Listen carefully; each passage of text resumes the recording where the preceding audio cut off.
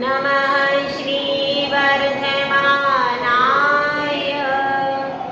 निर्धूतिकलिलात्मने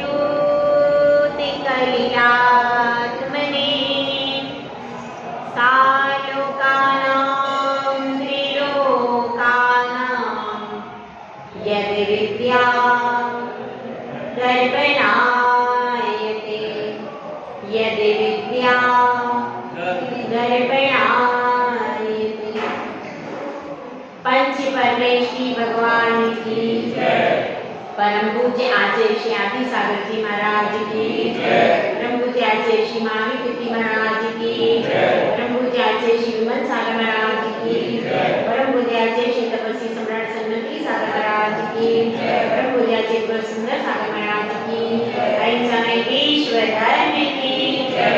जिनवाणी माता की जय।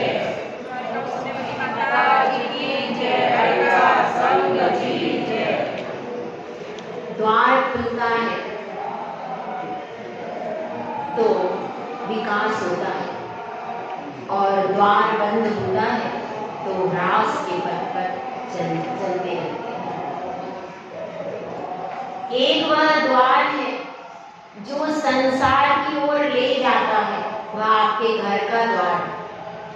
उसमें आप प्रतिपल पाप ही पाप करते रहते हैं, राग द्वेष करते रहते, अंतरंग से भी कलुषित हैं और बहिरंग से भी पंचसूला पाप कर रहे हैं। एक वह द्वार है मंदिर का, जब वह द्वार खुलता है तो आपके लिए पुण्य का सृजन हो जाता है। आप अपने आप को पवित्र करने की शुरुआत करते हैं। सोचिए, यदि आपके गांव में मंदिर ना हो तो आप क्या करें? दिन भर रात भर उसी संक्लेश परिणाम में अपना पूरा जीवन व्यतीत कर देते। कितना उपकार है किसका? जो पूर्व में आचार्य हुए, जिन्होंने इस मंदिर की प्रतिष्ठा की, उनका उपकार।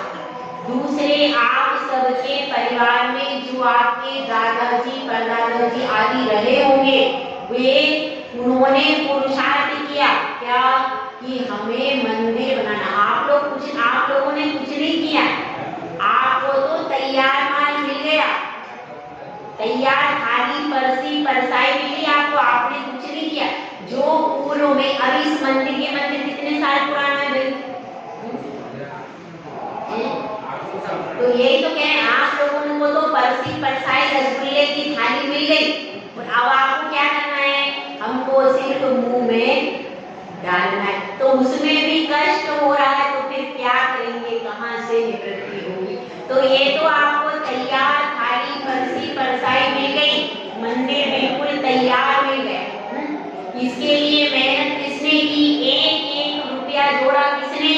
जो पूर्व में यहाँ पर परतापुर में रहे होंगे, ऐसे बूढ़े लोगों ने, उनके पास धन नहीं भी होगा तो भी कैसे भी करके कितना कितना त्याग किया होगा, कितने कितने दिन तक उन्होंने अपनी इच्छाओं पर कंट्रोल किया हो, क्योंकि पहले धन बहुत ज्यादा नहीं था पर भावना ज्यादा। अब धन तो बहुत ज्यादा है, धन की कमी नहीं है, पर भावना की कमी। पहले उन लोगों के पास ऐसा होता था, मोटा खाते थे, मोटा पहनते थे, ये स्थिति थी। घर में 5 साड़ियां थी तो फिर उसमें भी कह रहे थे भैया मंदिर बनवाना, कोई बात नहीं, मैं 2 साड़ी में गुजारा कर लूंगी, लेकिन मंदिर अब ऐसा नहीं हो सकता भैया। उस समय महिलाओं ने, पुरुषों ने अपनी इच्छाओं को कंट्रोल कर करके और यह जिनालय का निर्माण करवाया। उस समय महिलाएं भी इतनी पढ़ी लिखी नहीं थी, अब तो महिलाएं भी सर्विस करके कमा के दे रही हैं। उस समय सिर्फ एक पुरुष था और वह कमाता था, तो भी उन्होंने इतना भव्य अतिशयकारी जिनालय निर्माण करके दे दिया। अब आप 100 व्यक्ति मिलकर के 100 करोड़ का भी पुरुषार्थ करो तो वो अतिशय नहीं आएगा। क्यों? क्योंकि जिन्होंने मंदिर बनवाया वे सब अष्टमूल गुण के धारी थे। नित्य देव दर्शन का नियम था, कभी भी अगर देव दर्शन नहीं होता दिन भर मुंह में पानी नहीं डालते थे। ऐसे ऐसे साधु पुरुष थे पुराने लोग, है कि नहीं? वे ऐसे थे, भले ही उनको धर्म का बहुत ज्यादा नहीं आता, क्योंकि साधु भी बहुत कम थे जो कि आते थे, उनको धर्म का नहीं आता था, लेकिन जो नियम लेते थे मर जाते थे। पर नियम उसमें से जितने भी स्त्रियां पुरुष होंगे उन्होंने कभी रात्रि में अन्न का दाना देखा भी नहीं होगा। ऐसे ऐसे सात्विक पुरुषों ने इस मंदिर का निर्माण किया। आप लोग इतने 100 करोड़ रुपया भी लाओगे ना तो उस रुपए में वो पवित्रता नहीं आएगी। जो पवित्रता उनके 1 रुपए में है, तुम 100 करोड़ में भी उसको पवित्रता आएगी नहीं। और उन पवित्र भावनाओं से वह मंदिर बनाए, इसलिए आज अतिशय हो रहा। तो आपके लिए आपने उसमें मेहनत कुछ नहीं की है, लेकिन हमको तो मेहनत लगती है, जल्दी उठना पड़ता है, मंदिर में आना पड़ता है, ये सब मेहनत है आपकी। तो इसमें कुछ भी नहीं है। उन लोगों ने सोचो उन्होंने कितना पुरुषार्थ किया, अपना स्वयं का समय भी लगाया, शक्ति भी लगाई, धन भी लगाया और त्याग तपस्या भी की मंदिर के लिए। और उसी का परिणाम है कि आज इस मंदिर का अतिशय पूरे बागड़ में हो रहा। क्यों हो रहा? उन लोगों की तपस्या के कारण। समझ में आया? एक माता तपस्या करती है 9 महीने तक, शील धर्म से संयुक्त होकर के तपस्या करती है एक स्त्री, और एक बच्चे को जन्म देने के लिए भी तपस्या चाहिए। भले ही वो मोक्ष मार्ग के लिए नहीं है कारणभूत तपस्या, मोक्ष मार्ग में कारण नहीं है, पर फिर भी जिस स्त्री के पास तपस्या नहीं होगी, एक लौकिक तपस्या, लौकिक तप होना चाहिए, जिसको धैर्य नहीं है, जिसको तप शांति नहीं है, वह एक छोटे से शिशु को भी जन्म नहीं दे सकती। उसमें भी कठिनाई है, उसमें भी सहन करना पड़ता है। बिना सहन के सुंदर शिशु की रत्न की प्राप्ति, उसमें भी सहना है। तो अब अपनी बात यह चल रही, लेकिन ये सब लौकिक है, लौकिक तप है, मोक्ष के लिए कारणभूत। भले ही आप कितनी ही तपस्या करके घर परिवार वालों के लिए अपने प्राण भी निकाल कर दे दो, तो भी वह तप मोक्ष मार्ग में कारणभूत।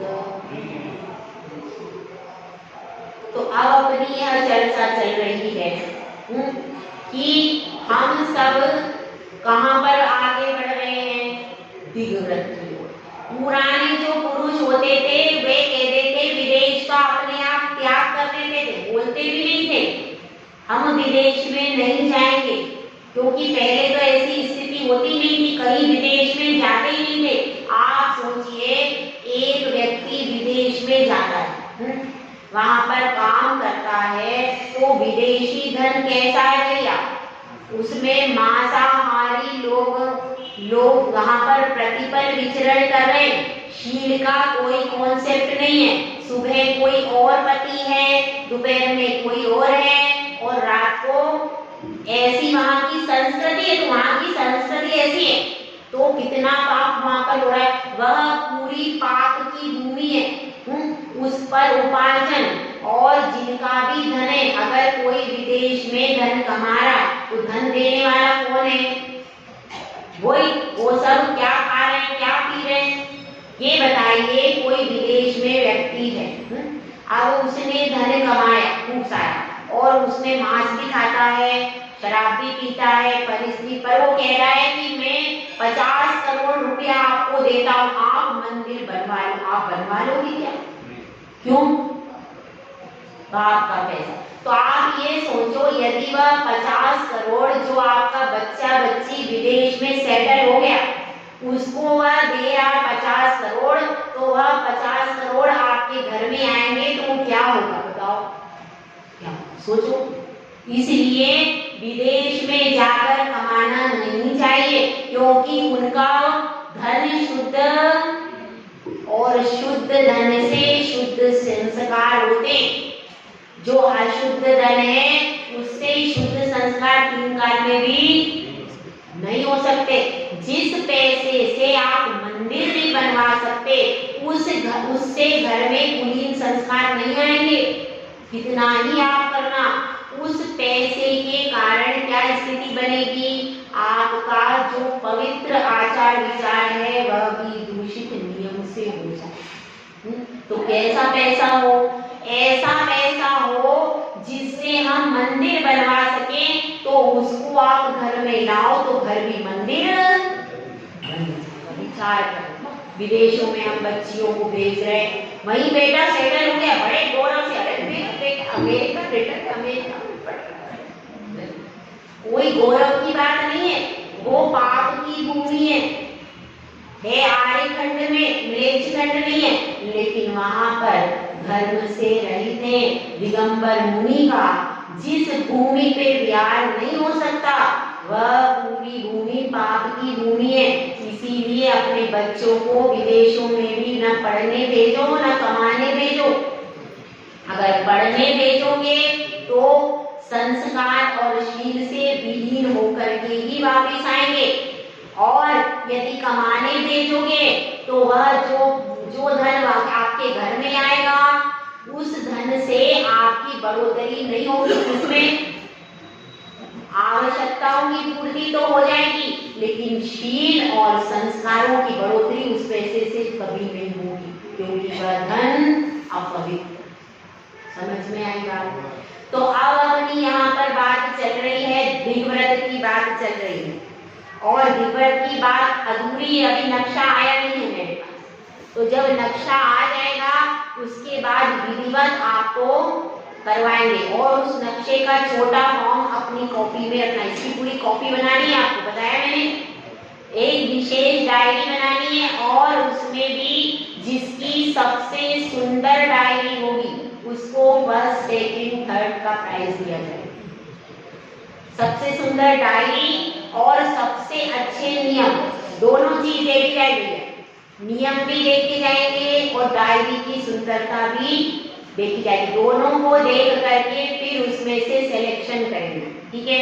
तो अभी अपन समझते हैं कौन सा अपना चल रहा है, अनर्थ दंड व्रत, जिसमें एक पहला क्या समझा था हमने, पापोपदेश, मतलब पंच सूना पाप की तो बात अलग है, अभी उसकी उपदेश की बात नहीं है। जिस कार्य से जीवों की हिंसा होती है उसका उपदेश नहीं देना। अब इसके दूसरे भेद को बता रहे हैं। दूसरा भेद कौन सा बताया था कल? हिंसादार। तो अब उसके भेद को अपन पढ़ते हैं। परशुक्रपाण खनित्र ज्वलनायुध श्रृंगी श्रृंखलादीनां वरहेतूनां दानं हिंसादानं ब्रुवन्ति बुधाः। परशुक्रपाण खनित्र ज्वलनायुध श्रृंगी श्रृंखलादीनां वरहेतूनां दानं हिंसादानं ब्रुवन्ति बुधाः। क्या बात चल रही है? सबसे पहले बताया है परशु। परशु क्या होता है? एक परशुराम ऋषि है, नाम सुना होगा आपने। उनके हाथ में एक फरसा टाइप का होता है। फरसा होता है, ऊपर से यहाँ से फलक चौड़ा होता है और बीच में से सकरा होता है, ऐसा फरसा कहते हैं। तो वह उनके हाथ में रहता। तो फरसा हाथ में रहता। फरसे का अर्थ क्या है? वह परशु को ही फरसा कहते। वह एक प्रकार का क्या है? आयुध है, हथियार है। उसके बाद कृपाण। कृपाण मतलब तलवार हो गया। खनित्र मतलब क्या है? कुदाली, फावड़ा आदि, ये खनित्र हो गए। और आयुध, ये सब आयुध मतलब हथियार है ये सब। और श्रृंगी, श्रृंगी मतलब सींग, सींग। और श्रृंखला यानी बेड़ियां, ये सब क्या है? ये सारे उपकरण हिंसा के हैं। वध हेतु नाम दानम, जीवों का वध करने के लिए इन उपकरणों का दान देना, ये क्या है? इसको हिंसा दान कहते हैं। समझ में आ गई बात? क्या कह रहे हैं? मतलब यदि आपके घर के पास कोई व्यक्ति रहता और वह आपके घर में कुदाली थी, फावड़ा था, अब वह उसकी किसी से लड़ाई हो गई, तो उसने सोचा कि इनसे फावड़ा लेकर के मैं इस व्यक्ति को या जानवर को मारूं। अब आपके पास में आया कि मुझे फावड़ा कुदाली आदि दे दो, तो आपने पूछा भैया क्यों चाहिए? कि ना मेरी उससे लड़ाई हो गई, उसको मारूंगा, ऐसा उसने कह दिया। तो आपको दान देना चाहिए कि नहीं देना चाहिए भैया? नहीं देना चाहिए। देखो यदि आप उसको दे दोगे, कल से उसने उस व्यक्ति को मार दिया, तो क्या आप देखो कितनी घटना परेशानी हुई। अब उसने मार दिया, पुलिस ने पकड़ा, ये किसका है? तो इन व्यक्ति का है। तो आपकी भी गर्दन, आप भी फंस जाओगे कि ये कुदारा किसका है? तो इन सज्जन का है। मतलब ये भी इन्वॉल्व है। यही समझेंगे कि नहीं? क्योंकि कुदारा तो उसका नहीं था, कुदारी उसकी नहीं थी। इसका मतलब आप बिना कारण के फंस जाओ। इसलिए यदि कोई ऐसा कहता है वध के लिए आपके पास से चीजों को ले जा रहा है, तलवार है, फरसा है, कुदाली है, इनमें से कोई भी ऐसा, चाकू है, चाकू भी है। अब पड़ोसी ना गए, मांसाहारी लोग हैं, वो पड़ोस में मांसाहारी व्यक्ति रहते और वह आ गए कि आप चाकू दे दीजिए, कैंची दे दीजिए और हमको थोड़ी देर के बाद हम शाम तक लौटा देंगे, हमारे घर में खराब हो गई है या घूम गई है, आप दे दो। तो आपको दे देना चाहिए। देोगे कि नहीं? नहीं देना। वो मांसाहारी है, वो कौन से जीव का वध करेगा पता, और किसी का मर्डर कर देगा तो आपके भी कंधे लग जाएंगे। इसलिए सबसे उत्तम क्या है? ऐसे जिसने प्रतिमा आदि ले लिए वह ऐसे उपकरण को नहीं दे सकता, और वैसे भी नहीं देना चाहिए। नॉर्मल भी आप, यदि आपने अपना दे दिया उपकरण, कल से उस पे नाम लिखा है और कभी पुलिस आई, पुलिस ने पकड़ा, ये भैया इस उपकरण पे किसका नाम है? वो फलाने, चलो उनको पकड़ लो।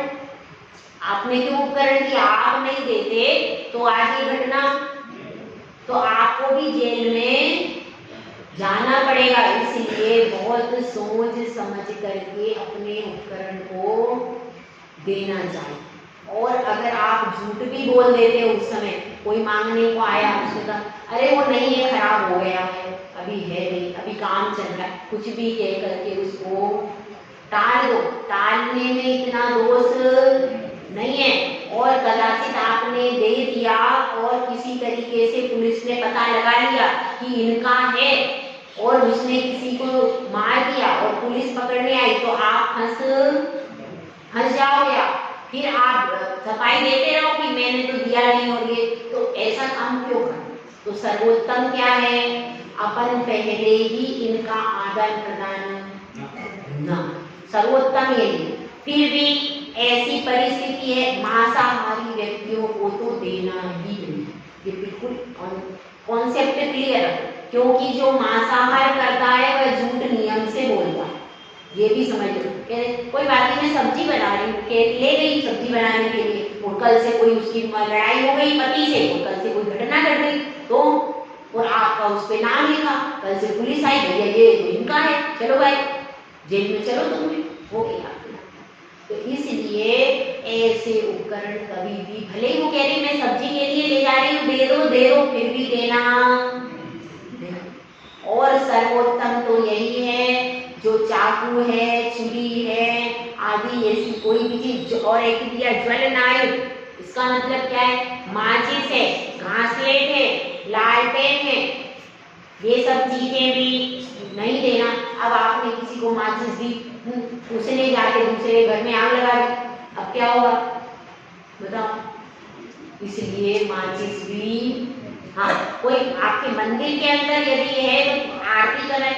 जैन बंधु को आप दे दो तो कोई बात नहीं है, जिसका कन्फर्म है, जो जैन है, जो बिगड़ा हुआ जैन भी यदि बिगड़ा हुआ है तो उसको कुछ नहीं देना भैया, नहीं तो आप आपस में फंस सप्त वैष्णवी कोई जैन है तो उसको कुछ नहीं देना, नहीं तो आप आपस में फंस अपनी जान भी आपस में पड़ेगी और फिर कोर्ट के पुलिस के चक्कर अलग। इसलिए ऐसा काम नहीं करना ही बहुत अच्छा है। तो इसमें यही बात बता रहे हैं कि ऐसा दान नहीं देना जिससे जीवों की हिंसा हो जाए। अब आप ऐसा दान कहाँ कहाँ देते हो आपको बता देते हैं, ठीक है। एक छोटी सी कहानी सुनाऊंगी, ठीक है। एक युवक था, एक बहुत बड़े सेठ जी थे, उनकी बहुत सारी संपत्ति थी, फैक्ट्री आदि थी, लेकिन दया प्रधानी थे, जैन थे। दया उनको दया धर्म पालन करते थे। और वो एक दिन दुकान पर अपनी बैठे हुए थे और वह युवक को बहुत उदास देखा तो उनको दया आ गई, भाई क्या बात है। तो उन्होंने उसको कुछ रुपए दे दिए कि जाओ भैया अच्छा व्यापार करो, शांति से रहो। उनके पास कोई कमी तो थी नहीं, दे दिए। अब उसके बाद वो अपने नित्य कर्म के पूजा आदि करते हुए अपना जीवन यापन करने लगे।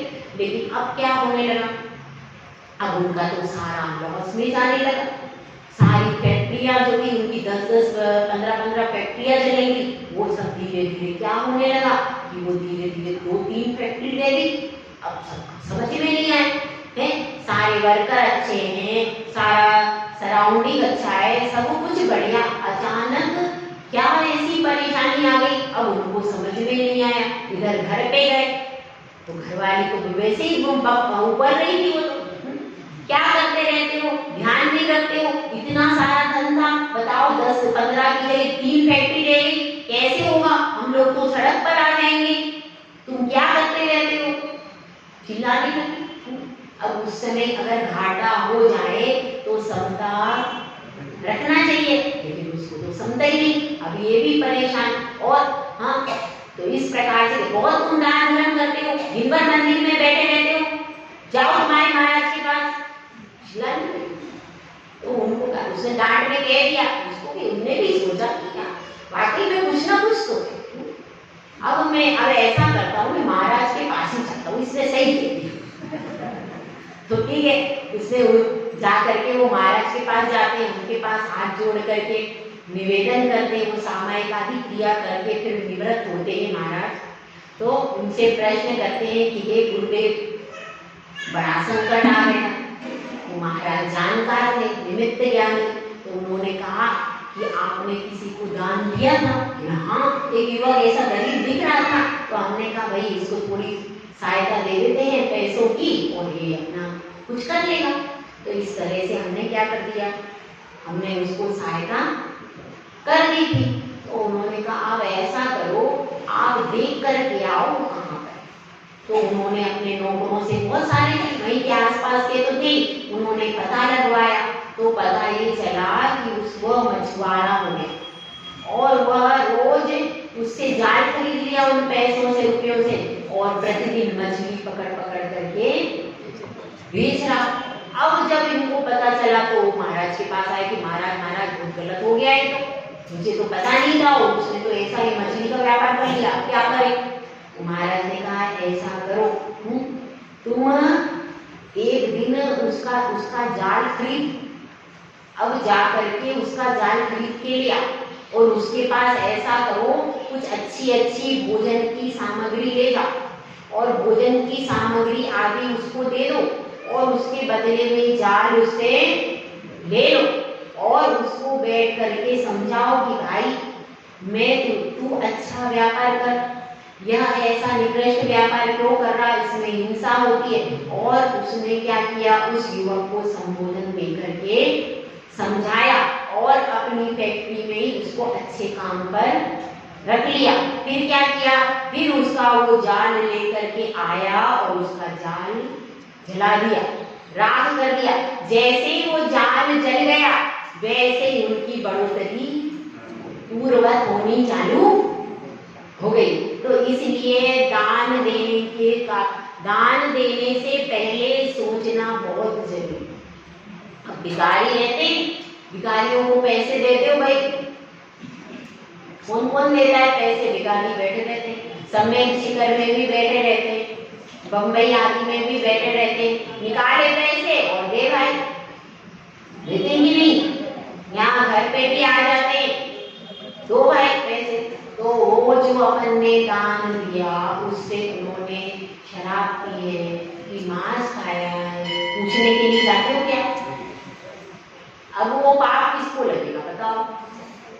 जो पैसे देगा उसको लगेगा। इसलिए यदि आपको करना है तो उनको कह दो भैया हम इतना कर सकते हैं, आप कोई वस्त्र ले लो अथवा भोजन करा दो। वस्त्र देना भी अच्छा नहीं भैया, ये लोग बाजार में बेचाते हैं कपड़े इकट्ठा करके, बाजार में भिखारी बेच देते। एक दिन तो ऐसा सुना कि वो रोटियां इकट्ठी करके मार्केट में बेच देता। इसलिए सर्वोत्तम क्या है? कोई भिखारी है कुछ मांगता है, उससे कह दो भैया हम तो आपको भोजन करा सकते हैं, हमारे सामने बैठ के आप भोजन करो तो कर लो, नहीं तो हम कुछ नहीं दे सकते। भूखे हो आप, हम भोजन की थाली दाल रोटी सब्जी उसको रख दो तो भोजन एक बार करा सकते, बस आपको इतना ही कर सकते। और आपको ना तो देने लेने का काम नहीं करो, सर्वोत्तम यही है। क्योंकि देखो आप उसको देते हो, पैसे तो देना ही नहीं है, इस चीज को बिल्कुल समझ लो। पैसे इनको किसी को भी नहीं देना, क्योंकि अब आप वहां दिन भर देखोगे वो कहाँ जा रहा है। अपने बच्चे का तो देख नहीं पाते, उसका तो क्या देखो, अपने बच्चे का तो पता नहीं है कि रात में कहाँ पर गया, पता नहीं रहता है। विदेश में जहाँ बैठा है बच्चा, कई कई बड़े बड़े शहरों में, पता ही नहीं आपको। तो उसका अपन को इसलिए अपने को पैसे देना ही नहीं, बस सबसे बढ़िया। आपको जाना है तो फटे पुराने वस्त्र भी नहीं लेते वो तो आपके वस्त्र लेते हैं, वो लोग अच्छे कपड़े पहनते हैं, वो तो यहाँ पर भिखारी पहनने के लिए बैठ गए, उनके आप देखो तो वो बहुत अच्छे वस्त्रों में रहेंगे। तो आप वस्त्र भी देना नहीं, क्योंकि वो बाजार में बेच आएंगे। रोटी भी नहीं देना। आपको क्या, यदि वो ज्यादा कहे भैया हमारे पास तो भोजन है, इतना भोजन दे दो जितना वो खा सके, और अगर भोजन बेच भी आएगा तो भी उसको आपको इतना दोष नहीं लगेगा। तो इसलिए पैसे तो किसी भी कीमत पर नहीं देना। तो अपने को यह समझना, अपना एक पैसा भी कहीं ऐसा नहीं हो जाए कि सामने वाला मांसाहार, अब उसने वहां पर मांसाहार का व्यापार कर लिया, उसने क्या किया, मांस का काम कर लिया, तो क्या होगा उससे आपको पूरा दोष लग जाएगा। इसलिए अपने धन को कहाँ लेना ना धन, इसलिए हिंसा, जहाँ पर लोग हिंसा कर दे, हमारे धन का दुरुपयोग करके सख्त व्यसन में लगा दे, ऐसी जगह पर जब तक आपको कन्फर्म नहीं हो तब तक जेब में से एक भी पैसा बाहर मत। हमारा जिन धर्म में अहिंसा प्रधान है, तो कृतकालिक अनुमोदना से हमको अहिंसा ही पालन करना है। समझ में आएगा?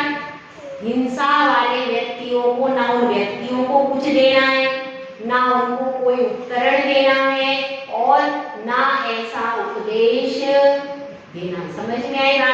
बहुत गहरी बात है, अपने को बहुत संभाल करके कदम रखना। यदि हम थोड़ा भी चूक गए, अब देखिए आपने विदेश में अपने बच्चों को पढ़ाने के लिए एंट्री की, रशिया में गई है बच्ची, चाइना में गई है बच्ची, वहां पर आपने कितनी फीस भरी साल भर की? कितनी फीस है भाई एक डॉक्टर वाली? 7 लाख रुपया, वह 60 लाख आपने फीस भरी है। वह बच्ची रशिया में पढ़ रही है, वह 60 लाख रुपए से, अब आप मुझे हिसाब ये बता दो, उस व्यक्ति को आपने 60 लाख, उसमें उसने शराब में कितना पैसा खर्चा किया, मांस में कितना पैसा खर्चा किया, और क्लब में गया, सख्त व्यसन में कितना खर्चा किया, मुझे बता दो साहब, है आपके पास? नहीं। आप अपने बारे में ही नहीं जानते, अपने धन के बारे में भी नहीं जानते। अब वो फीस भरने के बाद यदि उसने सख्त व्यसन में यूज किया तो दोष किसको लगा? आपको लगा। और वही पैसा वही आपकी, फिर उसी से आपकी बिटिया के संस्कार शील सब नष्ट हो जाता है, क्योंकि वहां पर ऐसा ही वातावरण, जो संगति होती है, संगति बहुत ज्यादा प्रभावी होती गई। उस संगति में अब काजल की कोठरी में, वो तो काजल की कोठरी है, अब उसमें कैसा भी सयाना जाएगा तो एक लीक काजल की लगी है। काजल की कोठरी में कैसो भी सयान हो जाए, एक लीक काजल की लगी है। एक लीक भी लग गई तो जीवन भर वो धोता रहेगा, मगर बहुत सावधानी की जरूरत है। हमारा भारत महान कहना बहुत आसान है, लेकिन उसके बाद भी नहीं मिल रही शिक्षा तो नहीं कराओ ना। क्यों वहां जाकर के सप्त व्यसन की पूंजी अपनी धरती पर ला रहे और अपनी शुद्ध पूंजी को वहां पर सप्त व्यसनी के हाथ में दे करके पाप कमा रहे। थोड़ा विचार करना बैठ, बहुत विदेश जाना कोई अपना छाती चौड़ा करने वाली बात नहीं है भैया, सीना अपना मस्तक ऊंचा करने वाली बात नहीं है विदेश जाना, शर्मनाक बात है। ऐसा सोचना जहाँ पर सप्त व्यसनी रहते हैं वो कोई अच्छा है? वह बिल्कुल अच्छा नहीं है। पहले के लोग, कोई विदेशी आ जाता था तो उसको अपने घर के बाहर बिठाते थे हमारे जैन लोग, नहीं ये मांसाहारी है ऐसा कहते थे कि नहीं भाई। उसको बर्तन में खाना भोजन भी अलग से देते थे, ये विदेशी है। हमारे चौके में पहले कायदे थे, गलत बोल रहे क्या मैं? उसका बर्तन भी हम अंदर नहीं लाते, इतना विवेक था पहले। और अब तो क्या हो रहा है वो आप जानते हो।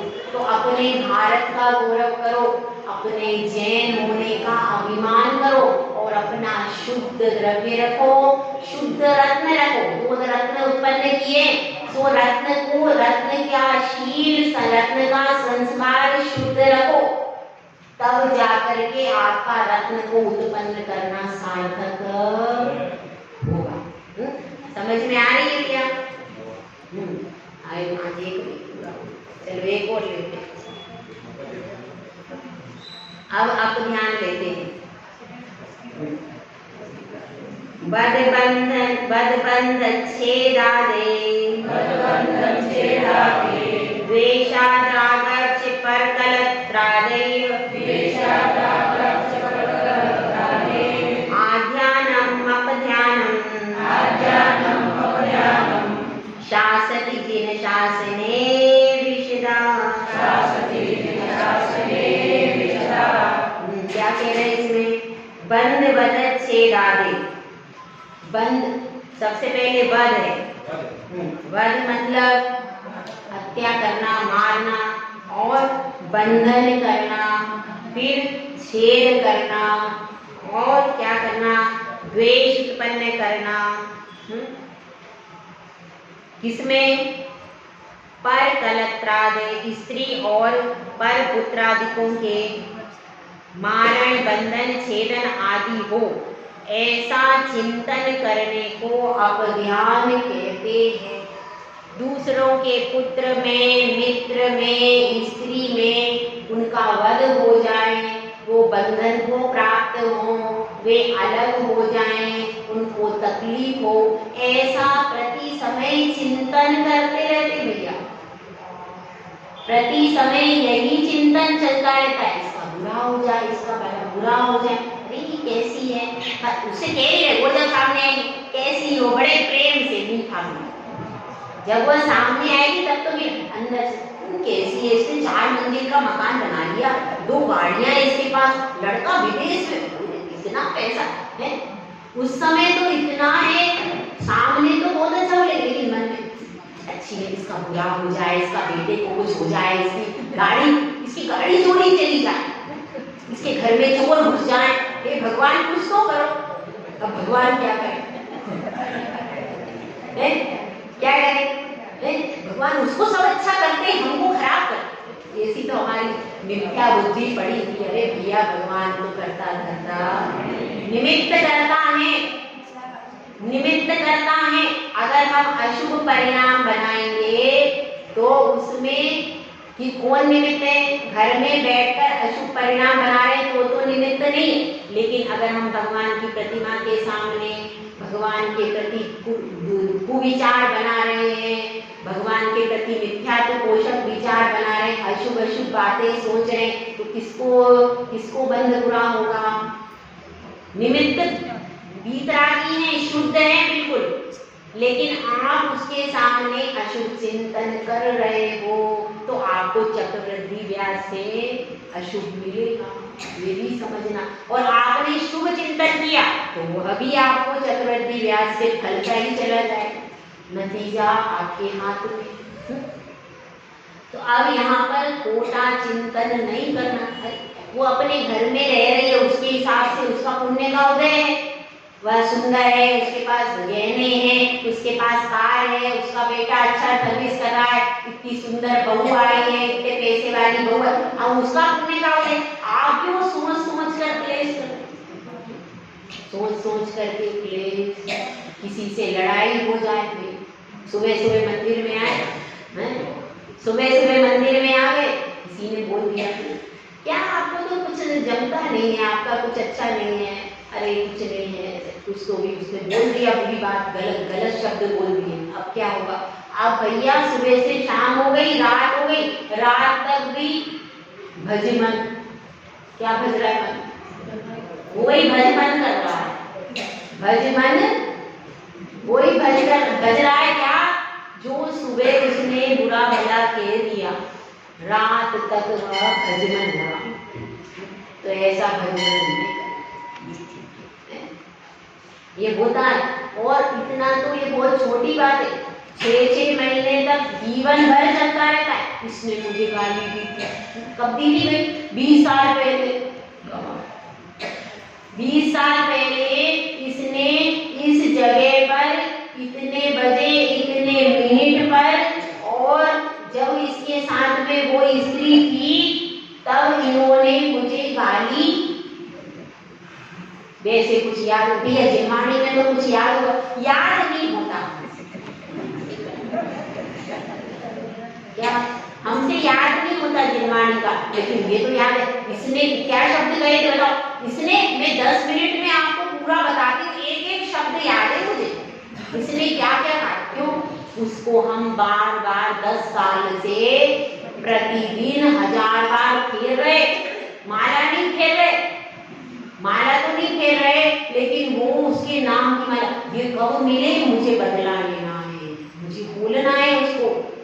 अब बताओ कोई ऐसा हो जाए घटना, 10 साल पहले कोई व्यक्ति आया और किसी ने कुछ कह दिया, अब उसका ट्रांसफर हो गया, अब वो 10 साल बाद चला गया है? अब आप तो गुलगुल के अंदर मरते रहे, उसने कह दिया, वो अपना आनंद में कहाँ है, उसको कोई मतलब नहीं। हम अंदर तो ध्यान कर रहे हैं, और कैसा आप ध्यान करते हैं। हंसना तो बुरा नहीं है, लेकिन किसी के ऊपर हंसना बुरा है, दूसरों के ऊपर। देखो अब कोई गरीब है, बेचारे पास नहीं है ज्यादा, इसके पास क्या, कुछ नहीं है, इसकी कोई दूसरों के ऊपर हंसना, दूसरों का मजाक उड़ाना। अब कोई बच्चा ऐसा भी होता है कि कोई बच्चा कम पढ़ा लिखा है, देखो मेरी लड़की डॉक्टर है, आपको तो अपने बच्चों को कुछ पढ़ाया ही नहीं है, क्या उसका क्या करना, उसका अपमान करना सामने वाले, ये सब क्या है, अपमान है। और रोना बुरा नहीं है, लेकिन किसी को रुलाना बुरा। अब हमने किसी के घर में कोई ऐसी चर्चा कर दी, ऐसी चर्चा जिससे उसके घर में लड़ाई हो रही है, तो ये क्या है, अब तो ध्यान है। और हम कुछ नहीं करवा पा रहे, लेकिन इसकी बहू से लड़ाई हो जाए, इसकी बहू से लड़ाई हो जाए, इसकी बहू से चल रहा है, अभियान है अंदर सामने तो नहीं कर सकते कुछ कि भाई वो बहू भी समझदार है, सास भी समझदार है, दोनों बहुत ज्यादा समझदार है, वो लड़ाई करेंगी, वो प्रेम से रहती है, उनको पता है सब कुछ, लेकिन हम अंदर बोल रहे हैं इसकी लड़ाई क्यों नहीं होती। ये देखो कैसे दोनों, एक जोड़ा ऐसा है प्रति समय अच्छे से उसकी कभी लड़ाई नहीं होती। अब सारी बस्ती में लोगों ने सोचा क्या सबको चला जब वो बाहर निकलते घूमते तो सब देखते देखो, और हर समय लोगों की नजरें उसी जोड़े में थी, इस जोड़े में कभी लड़ाई क्यों नहीं होती। तो ऐसा अपन अब ध्यान प्रति समय करते रहते, दूसरों को देख देख करके जलते रहते, तो अंदर अंदर अब ध्यान करने का फल अच्छा। जो यह व्रत का ले लेता है गुण रत, वह अब ध्यान नहीं करेगा, वह दूसरों के ऊपर आक्षेप नहीं लगाएगा, दूसरों के बारे में खोटा चिंतन नहीं करेगा। चलना बुरा नहीं है पर किसी को बुलाना, तो इस तरह से अपने को यह बात समझनी है कि हमको किसी के बारे में भी खोटा चिंतन नहीं करना। अब कई बार हमारे सामने वाला व्यक्ति बहुत अच्छा है, वह हमसे बहुत प्रेम करता है, बहुत हमारे प्रति केयर टेकर है, और हम सोचें ये अच्छा नहीं है, इसका ऐसा अच्छा नहीं, हम सब कुछ घर में अच्छा है, देखो उसका पति भी अच्छा है, उसका बच्चा भी अच्छा है, सब कुछ अच्छा है, लेकिन नहीं मेरे पति अच्छे नहीं है, मेरे पति मेरा ध्यान नहीं रखते हैं, मैं बीमार हो जाती हूँ, मेरा साथ नहीं देते हैं, बच्चा अच्छा पढ़ता नहीं, क्या है सब कुछ अच्छा है, लेकिन महिलाओं को क्या है, एक बीमारी होती महिलाओं फितूर की। और वो फितूर अगर घुस गया तो तुम चाहे सारी पूंजी भी अपनी रख दो तो वो फितूर सब बता रहे मेरी कुछ, तो इसलिए वो फितूर दिमाग में नहीं रखना भैया, वो फितूर दिमाग से निकालो। फालतू में अब सब कुछ अच्छा है, पति भी अच्छा है, बच्चा भी नहीं, मेरा बच्चा नहीं पढ़ता, क्या बच्चा पढ़ रहा है, फर्स्ट ला रहा है, फिर भी उसको विश्वास नहीं है, तो फितूर घुसाए तो नहीं निकलता। तो ऐसा फितूर दिमाग में नहीं रखना, अच्छा सोचना। अगर कुछ कमी भी होगी, बच्चा कम भी पढ़ेगा तो हम अच्छा सोचेंगे, इससे पढ़ेगा अच्छा, कि हम खराब सोचेंगे उससे अच्छा सोचो, अच्छा सोचेंगे तब तो वो आगे बढ़ेगा, और हम प्रति समय निंदा की सोचते रहेंगे तो क्या आगे बढ़ेगा। दूसरों को आगे बढ़ाने के लिए हाथ पकड़ करके आगे बढ़ाना, पीछे गिराना नहीं पड़ता। इसलिए अपने को खोटा चिंतन नहीं करना है, और हिंसा के उपकरण का आदान प्रदान नहीं करना है, और ऐसे पैसे भी नहीं देना जिससे सामने वाला हिंसा कर ले और सारा दोष हमको लग जाए।